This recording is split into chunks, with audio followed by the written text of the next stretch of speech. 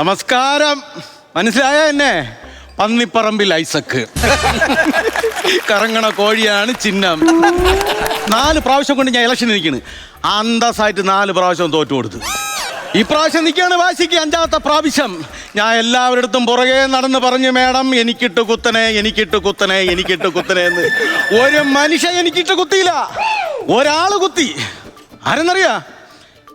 എൻ്റെ അച്ഛൻ ഓടി വന്ന് എൻ്റെ അടുത്ത് വന്നിട്ട് പറയാണ്, 4 പ്രാവശ്യം തോറ്റിട്ടും ഒരു നാണവും മാനവും ഇല്ലാതെ വീണ്ടും നിൽക്കണം അല്ലടാ പുല്ലേ എന്ന് പറഞ്ഞ് എൻ്റെ ചിറിയിലിട്ട് ആ കുത്താണ് കുത്തിയത്. ഇപ്രാവശ്യം അങ്ങനെ വരുമൊന്നുമില്ല. ഈ ഇലക്ഷൻ്റെ തിരക്കിലും ഞാൻ ഓടിപ്പിടിച്ച് ഇവിടെ വന്ന് നിൽക്കണതിൻ്റെ ഉദ്ദേശം എന്താണെന്ന് മനസ്സിലായ? നമ്മൾ സ്ഥാനാർത്ഥിമാർ പെണ്ണുമ്പിള്ളയുടെ കെട്ടുതാരിയും മറ്റൊക്കെ പണയം വെച്ചാണ് പോസ്റ്ററും ഫ്ലെക്സും മറ്റേതൊക്കെ അടിച്ചു വെക്കണത്. നമ്മളെ കയ്യിൽ പൈസ ഉണ്ടായിട്ടാണ് ഇതൊക്കെ ചെയ്യണത്. അത് ഒരു പബ്ലിസിറ്റിക്ക് വേണ്ടിയാണ്. ഇത് ചില സാമൂഹിക വിരുദ്ധന്മാർ, സാമൂഹിക ദ്രോഹികൾ വന്ന് നമ്മളില്ലാത്ത സമയത്ത് വലിച്ചു കീറിയാൻ കളയുന്നു. ഇത് എല്ലാ സ്ഥലത്തും ഉള്ളതാണ്. എൻ്റെ ജംഗ്ഷനിലിരുന്ന എൻ്റെ ചിരിച്ചുകൊണ്ടിരിക്കുന്ന പോസ്റ്റർ ഈ വീട്ടിലെ ഗിരി എന്ന് പറഞ്ഞവൻ വലിച്ചു കീറി. ഗിരി, റേഷൻ കാർഡിൽ നിന്ന് നിന്റെ അരി വെട്ടിയടാ, നീ ഇല്ല നീ. ഇത് പറഞ്ഞോണ്ട് നിങ്ങൾ വിചാരിക്കും ഞാൻ അക്രമ രാഷ്ട്രീയത്തിന് കൂട്ടാണെന്ന്. ഇല്ല, അക്രമ രാഷ്ട്രീയത്തിന് എതിരാണ് ഞാൻ. ഈ കൈ കണ്ട അഴിമതിയുടെ ചോരക്കറ ഞാൻ പുരളാൻ ഞാൻ സമ്മതിക്കുമല്ലോ എൻ്റെ കയ്യിൽ. അതുകൊണ്ട് അന്തസ്സായിട്ട് കൊട്ടേഷൻ കൊടുത്തിട്ടാണ് ഞാൻ നിൽക്കുന്നത്. അറിയാം, ഈ കൊട്ടേഷൻ എന്ന് പറഞ്ഞപ്പോഴാണ് എൻ്റെ അളിയാ. ഹലോ എടാ, എടാ നിന്നെ കാണാനില്ലല്ലോടെ. നീ എവിടത്തെ മണ്ടനടാ?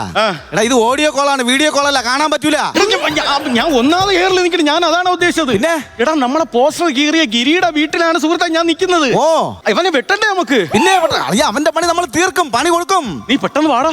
ഞാനല്ല വരണത്, പിന്നെ നമ്മളെ ഗുണശേഖരനെ അങ്ങോട്ട് പറഞ്ഞു വിട്ടിട്ടുണ്ട്. ഒരു ഗുണമില്ലാത്ത അവനെ എന്തിനാ ഇങ്ങോട്ട് പറഞ്ഞു വിടുന്നത്? നമുക്കറിയാത്ത ഒരുപാട് ഗുണങ്ങൾ അവനുണ്ട്. അതല്ല രാജേഷേ, ഗുണശേഖരൻ നമ്മുടെ പാർട്ടിക്കാരല്ല.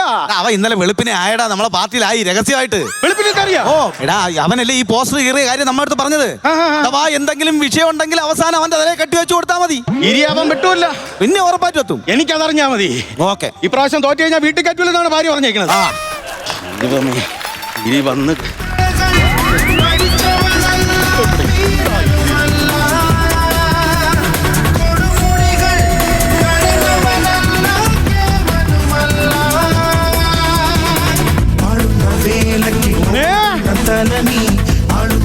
ഗുണശേഖര വേണ്ട, ഇലക്ഷൻ നിൽക്കണ്ടേ? അതല്ല സംസാരിക്കണ്ട.